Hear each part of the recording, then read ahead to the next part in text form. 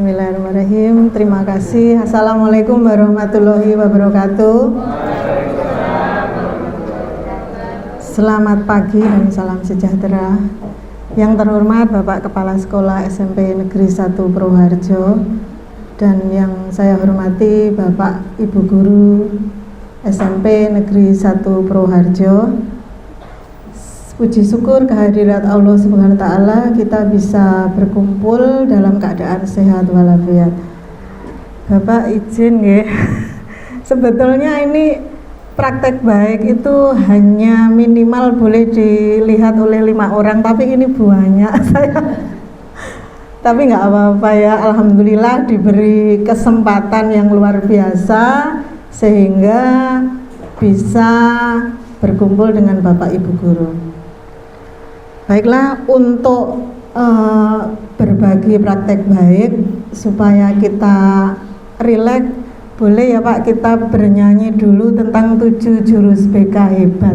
Bapak Ibu Guru bisa berdiri, nanti tangannya bisa digoyang-goyang. Kalau pas ada 7 jurus BK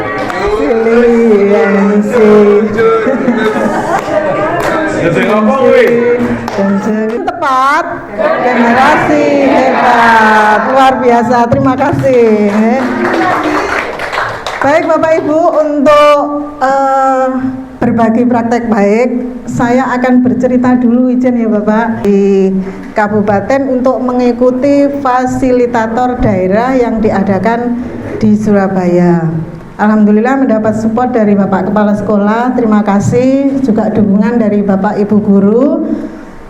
Di sana kami dibimbing untuk diberikan materi tentang 7 jurus BK hebat. Apa saja 7 jurus BK hebat itu? Yang pertama tadi ada di lagu itu ya. Yang pertama adalah kenali potensi. Jadi kita diharapkan sebagai guru itu bisa mengenali potensi anak didik kita. Melalui apa? Bisa melalui angket gaya belajar, apa yang anak-anak yang misalnya anak-anak ini cenderung gaya belajarnya seperti apa, kemudian potensi bakatnya di mana itu bisa kita kembangkan sehingga anak-anak bisa menemukan potensinya berkembang dengan maksimal. Kemudian yang kedua adalah kelola emosi. Bagaimana seorang anak itu bisa mengelola atau manajemen emosinya dengan baik sehingga tidak mudah marah, tidak mudah terpicu emosinya, kemudian berkelahi yang sering terjadi ya di sekolah ini. Kemudian yang ketiga adalah tumbuhkan resiliensi, yaitu daya lenting, di mana anak-anak diajarkan bagaimana menjadi pribadi yang kuat, yang tidak mudah menyerah, sehingga anak-anak itu mindsetnya dari fixed mindset, yang mindset tidak bertumbuh atau tetap menjadi mindset yang grow mindset atau mindset yang bertumbuh ya. Kemudian yang keempat adalah jalin koneksi.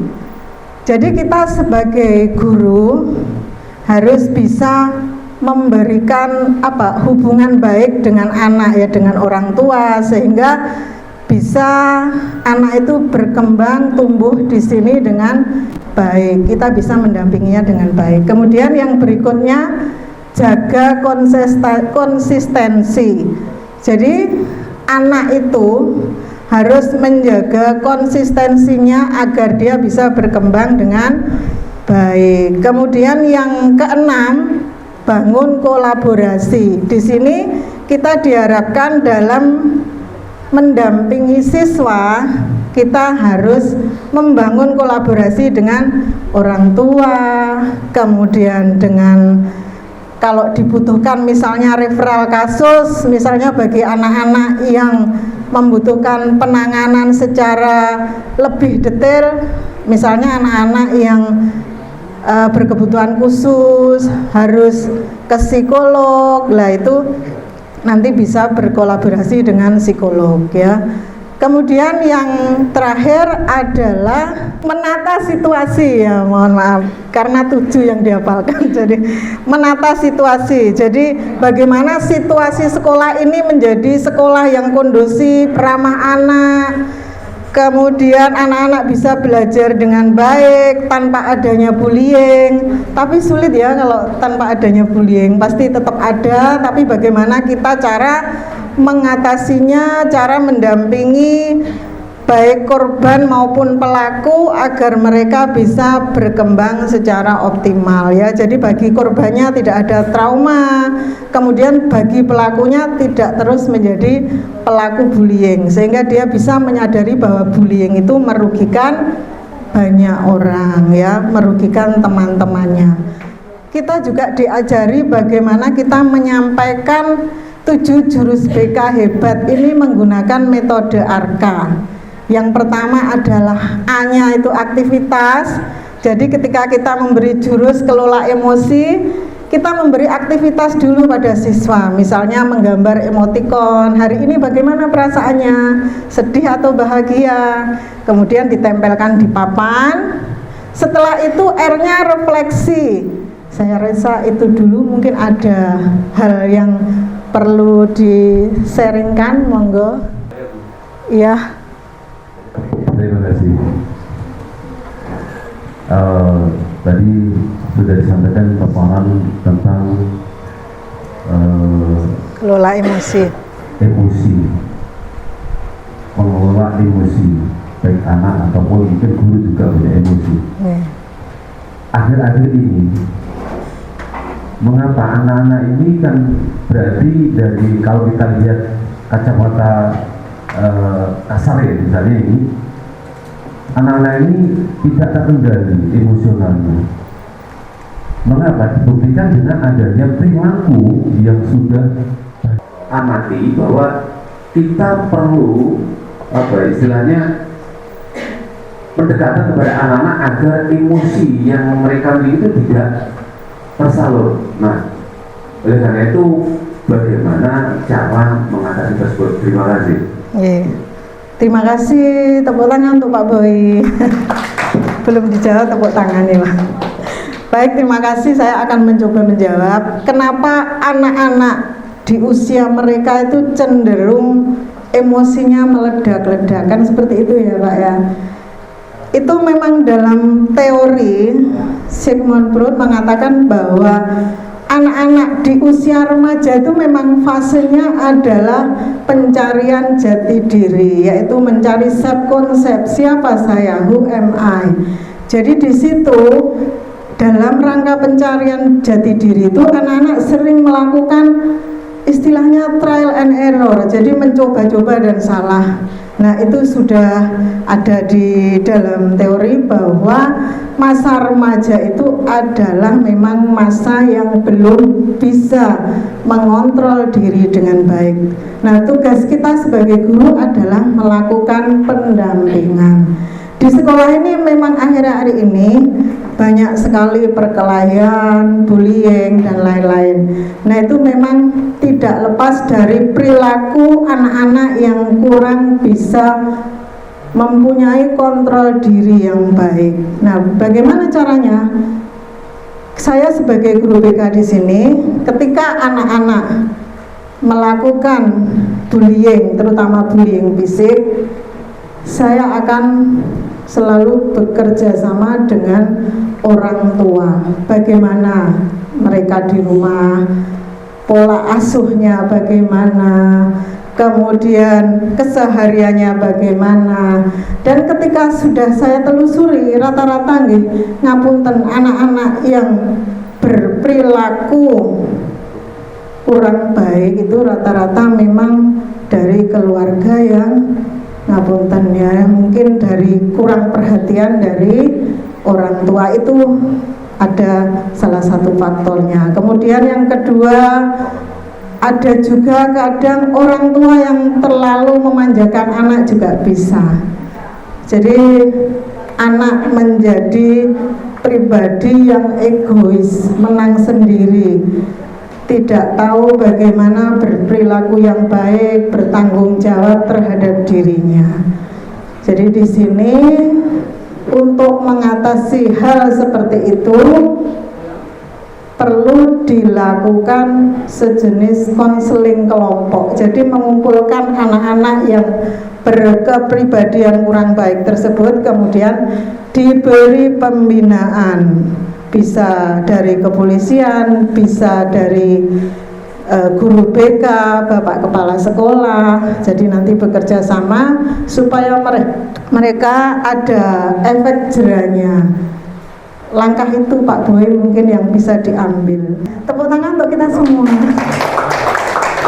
Baik, terima kasih. Untuk langsung saja materi kedua, kita melihat tayangan video dulu seperti yang saya sampaikan ke anak-anak. Jadi anak-anak nanti saya suruh menanggapi dari melihat video tentang tema tumbuhkan resiliensi atau daya lenting, bagaimana ketika menyaksikan video tersebut setelahnya. Monggo Bu. Nah.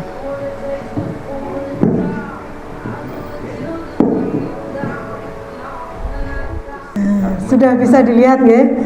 Jadi anak-anak kemarin itu saya suruh memperhatikan dari tayangan video tersebut yang awalnya anak tersebut berada paling belakang sehingga pada finish berada di depan ya. Jadi saya tanamkan ke anak-anak bahwa setiap anak itu punya potensi, punya kesempatan untuk menjadi hebat ya.